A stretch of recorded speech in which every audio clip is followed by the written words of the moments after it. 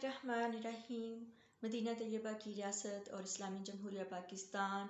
अब हम बिल्कुल अच्छे तरीके से समझ गए होंगे कि इस्लामी रियासत में सिपा सालार का क्या किरदार होता है। हज़रत उसामा इब्न ज़ैद रज़ी अल्लाह तआला अन्हु 20 साल के थे और ग़ुलाम के बेटे थे, तो नबी पाक सल्लल्लाहु अलैहि वसल्लम ने खुलफ़ाए राशिदीन की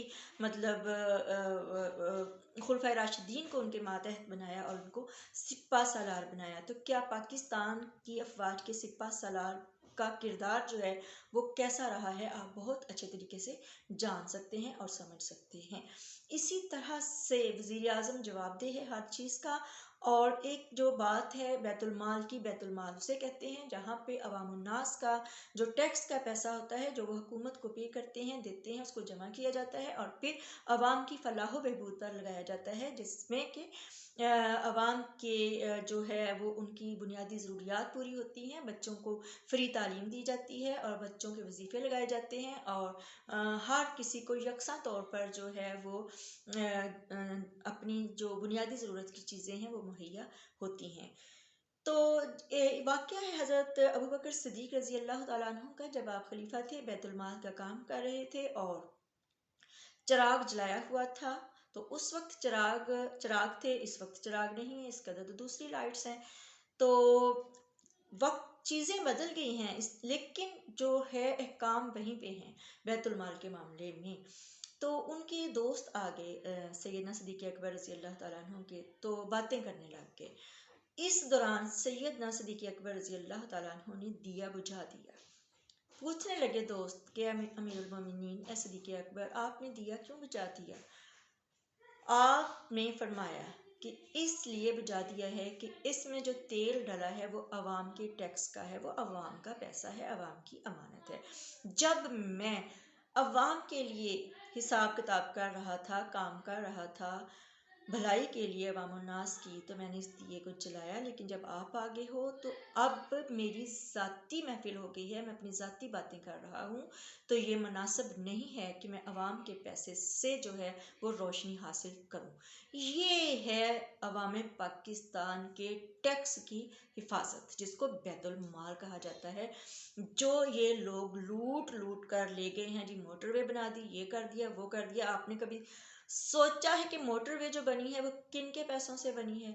हम ये भी नहीं कह सकते कि वो हमारे पैसों से बनी है, वो उस पैसे से बनी है जो उन्होंने बाहर से कर्ज लिए और कहा कि हम मोटरवे बनानी है या हमने ये पुल बनाना है या ये सड़कें बनानी है, तो उधार लिया बाहर के मुल्कों से, मंसूबा मुकम्मल किया 4 अरब में और अवाम को बताया कि इस पर, दुनिया को बताया कि इस पर 50 अरब लगे हैं, बाकी के डाल लिए अपनी जेबों में, जाके बना ली जायदादें बाहर और अवाम को कर दिया मकरूज। बच्चा बच्चा पैदा होने वाला, जब हमारा बच्चा पैदा होता है, वजीफा लगने की बजाय रियासत की तरफ से, हुक्मरानों की तरफ से उसके ऊपर कर्ज का बोझ होता है। जो भी बदनसीब इस धरती में पैदा होता है उसके सर पे वो कर्ज लेकर आता है। तो मदीना तैयबा की रियासत में जो है इस तरह का कोई चीज़ नहीं थी। अब कर्ज का मामला जो आया है, तो मदीना तैयबा की रियासत के कर्ज के बारे में भी बात करते जाएं कि एक तो हुक्मरानों के मामलात हैं और दूसरे जो मामलात हैं वो इंसानियत के और मुसलमानों के भी आपस में होते हैं।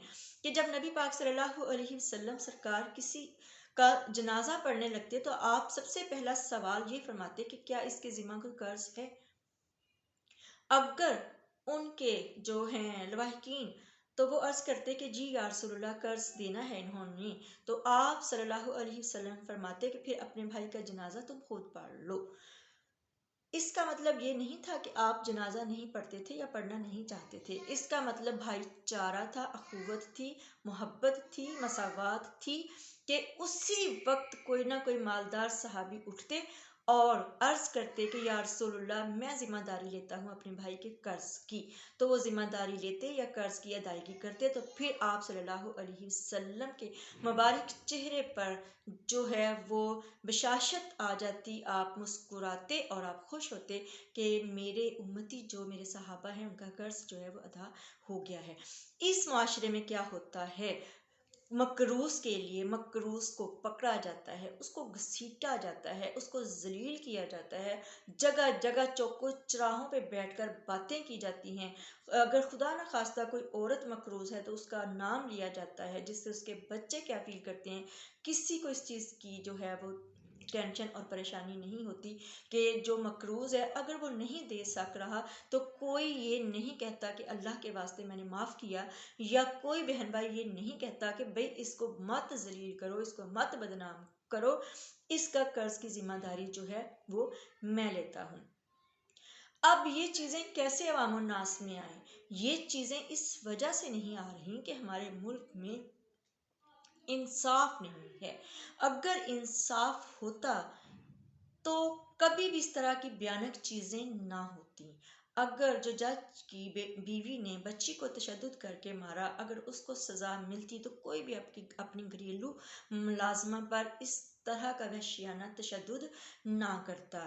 اگر اس چیز کا لیا ہوتا اثر عدالتوں نے نوٹس تو کبھی بھی یہ جو سنگر ہے جس کا نام راحت فتح علی خان ہے، وہ کبھی بھی بھیانک طریقے سے تشدد نہ کرتا اپنے ملازم پر ایک بوتل کے لیے، کہ اس کے نزدیک بوتل کی قیمت جو ہے وہ ملازم کی حرمت سے بڑھ کر ہے، اور اس نے اس کو اپنی ذاتی جاگیر سمجھ لیا اور اس پر تشدد کیا، جبکہ ہمارے پیارے پاک نبی صلی اللہ علیہ وسلم نے مدینہ طیبہ کی ریاست میں غلاموں کے حقوق بتائے کہ غلاموں کے بھی حقوق ہیں۔ مدینہ طیبہ کے غلام وہ خوش قسمت غلام ہیں کہ جن کو مالک جو ہے وہ اپنی یعنی آل اولاد سے بڑھ کر بھی جس کو سہولتیں دیتے تھے، اور جن کو بالکل بھی یہ احساس نہیں ہوتا تھا کہ وہ اس ریاست کا حصہ نہیں ہے، بلکہ وہ ایک ایسی